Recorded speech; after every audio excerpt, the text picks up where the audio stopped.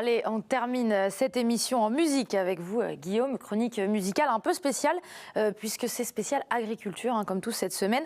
On parle de la protection que peut apporter la musique à l'agriculture. Alors, comment ça? Bah oui, Margot, alors en fait, on va parler des bienfaits de la musique sur les cultures agricoles et les plantes. Alors, je ne vous cache pas qu'il y a quelques années, cette idée, elle était plutôt surprenante et elle faisait sourire.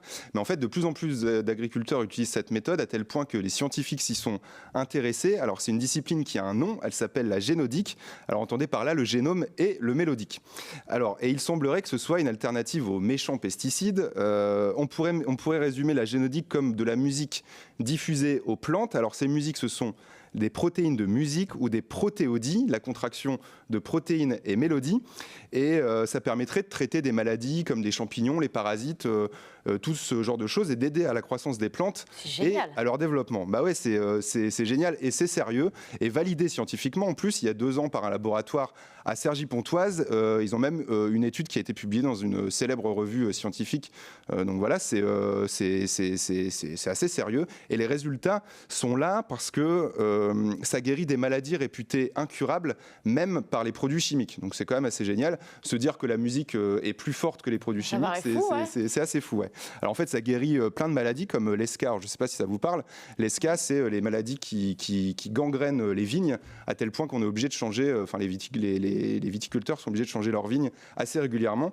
Le mildiou, toutes les maladies des tomates, etc. En fait, tout ça, ça peut être annulé par la musique et par ces fameuses protéodies. Alors, on va écouter un peu de musique, vous allez voir ce que ça donne. Alors, évidemment, c'est pas le résultat d'un mélomane, ça ressemble un peu à de la musique ambiante, mais c'est de la musique plutôt scientifique, voire même physique.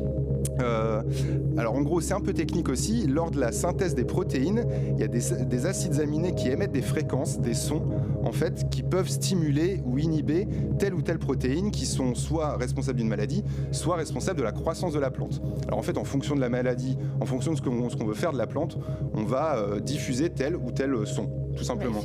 Des sons graves ou des sons aigus, ouais, c'est assez incroyable. Alors cette méthode, elle peut paraître un peu loufoque, mais apparemment elle est efficace. Chaque son a ses propriétés, voilà, chaque son a ses propriétés et en fait c'est créé par des sociétés ou pas forcément par des musiciens.